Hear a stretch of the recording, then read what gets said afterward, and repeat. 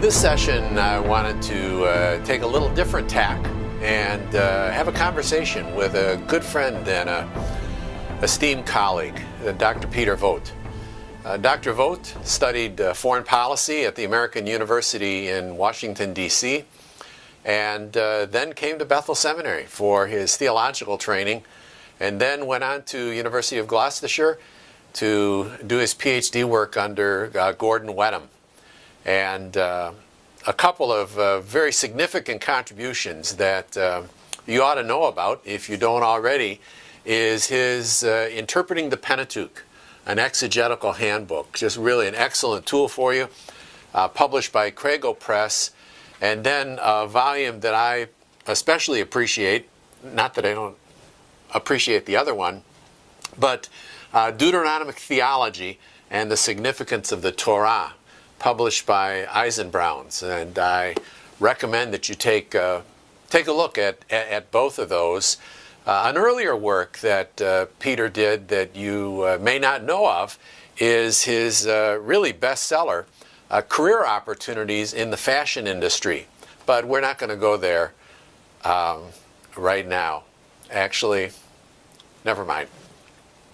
When we sat down to tape this conversation, we actually had 3 cameras going, and only one of them worked. So the conversation that you're about to watch, I'll be asking questions, it seems, from off stage, because 2 of the cameras weren't working. But that won't distract at all from the conversation that we have about the book of Leviticus and the significance of that book for our lives as followers of Christ. So, without further ado, let's listen in on the conversation. So obviously you've spent a lot of time thinking about Deuteronomy, but the question I have for you is more to do with the book of Leviticus.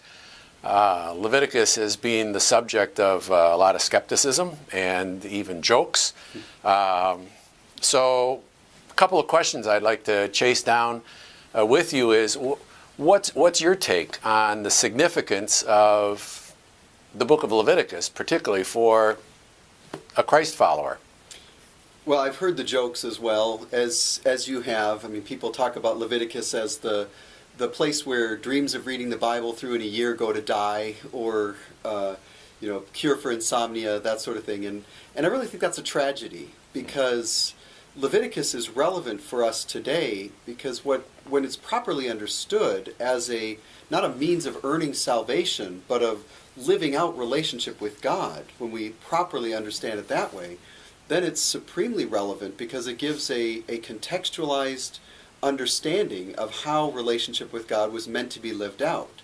For the Israelites, who were called, in my view, to be witnesses to the watching world of what it means to be human in relationship with God, then Leviticus gives them a paradigm for how they're supposed to live.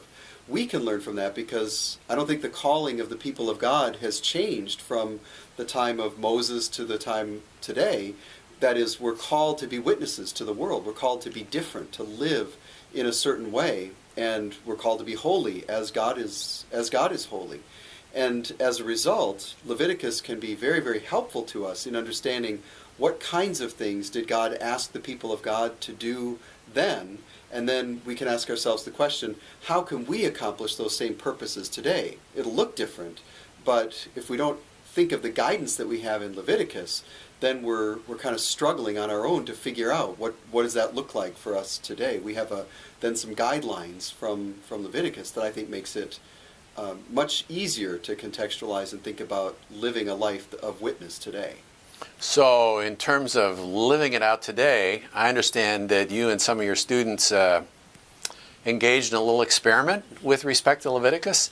How did that come about, and how did it turn out? Well, I'd always thought about what Leviticus could look like today, or the Torah as a whole, and what that might look like for us to properly contextualize it as Christ followers, so not offering animal sacrifice, that sort of thing. And I was wrestling with that when I read an article in Christianity Today by Daniel Harrell that's about the 30-day Leviticus challenge, and he did that in his church in Massachusetts, and so I adopted that as an assignment for the students. And so in the Old Testament courses that I've taught that deal with this, the students have to read through Leviticus. They have to, or they get to? Well, they get to, I guess is a better way to put it. So they get to read through Leviticus, then they get to think about how could they contextualize Leviticus for today, recognizing the reality of Christ's sacrifice, for example, and Jesus' work to, in my view, redefine the people of God around himself. But then to say, in light of that, how is Leviticus still relevant? And that, to me, is a much more important question than, is it relevant? I think the obvious answer to that, in my view, is yes. So the question is, how is it relevant? And how can we take the principles, the idea of Leviticus providing a manual for holiness and living a countercultural life, how can we apply that today? And so the students get to do that and then live it out for 30 days. So I asked them to focus on areas of sacrifice, holiness, and seriousness of sin, purity, and sacred time. And they have to then say, okay, what does that look like for today? They have to then live it out for 30 days and then reflect on what the experience was like. I did it with them one time. I give the assignment every time I teach the course, and I did it with them.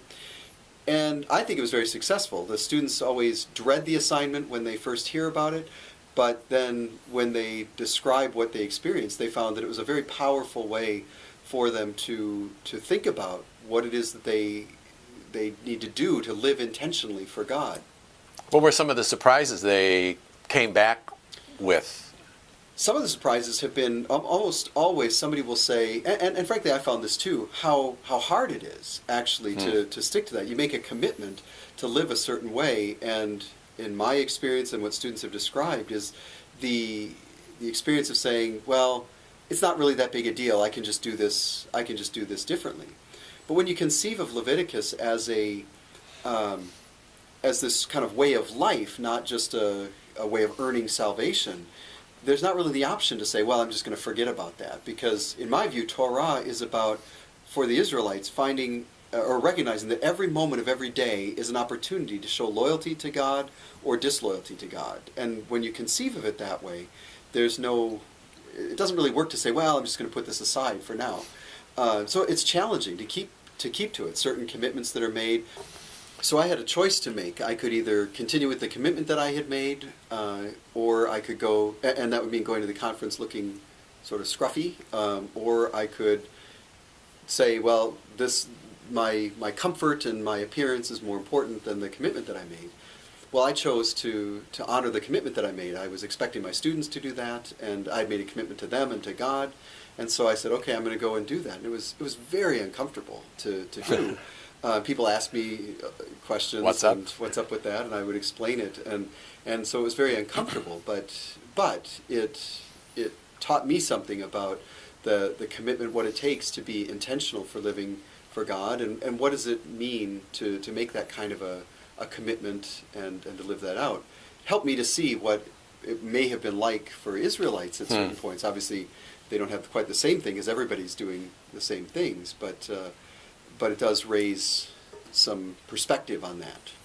Have you gotten feedback from students who, months later, maybe even a year later, who went through that, who are reflecting on some principles that they picked up and they are still practicing? Yeah, quite a few actually. A lot of students found that there were certain things that they weren't going to continue to do, that it was fine to do it for 30 days, but they're not going to do it forever. But many of them said there were certain things that they were going to keep doing. The biggest thing was sort of the whole idea of intentional living, being intentional about the choices that you're going to make, which again I think is really what Leviticus is all about, recognizing that every part of life matters to God. And so a lot of times students would say, I'm not going to abstain from meat as some students have done, or my diet is going to go back to normal, but they, for example, we're going to continue some sort of Sabbath observation, something like that they found that was really fulfilling and life-giving in some ways, and so they wanted to find that. But overall, I think the important theme for many students, and many students have said the takeaway for them was the idea of intentionality, that they're going to be much more intentional rather than just sort of have life overtake them. They were going to be intentional about living the Christian life in a very deliberate way, and that includes rituals and things like that.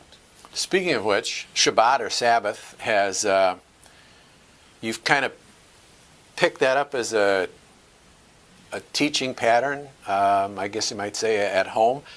How's that worked, and how have the kids responded to that? What do you think are learning from that practice?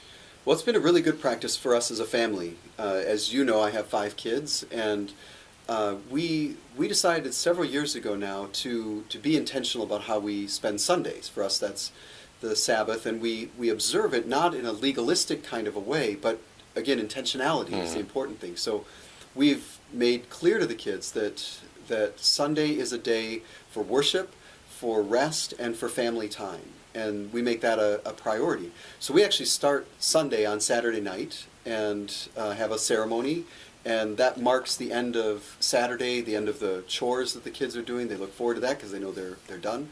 And then we close our Sabbath on Sunday night, and then they know that the sort of regular routine begins. But between those times, it's about worship, it's about family time, and it's about rest.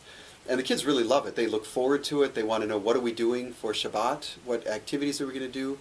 We plan things, whether it's just a family movie or maybe going somewhere, museums or a fun activity, something like that. We're not legalistic about not spending money or those kinds of things. Or turning on lights. Or turning on lights, yeah. We just want to make it. We want to be intentional about it. And the kids, I think, have really come to appreciate that. And if we don't do it, we're not always perfect about that.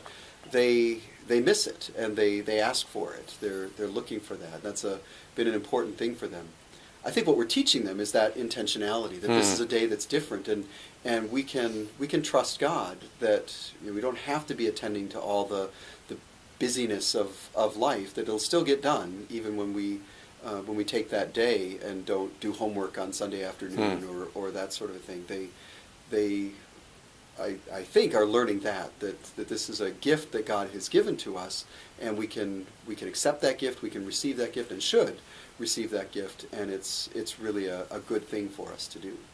Well, thank you very much for sharing this with us, and a lot of food for thought as we work through Torah and Leviticus in particular. So thank you very much. My pleasure.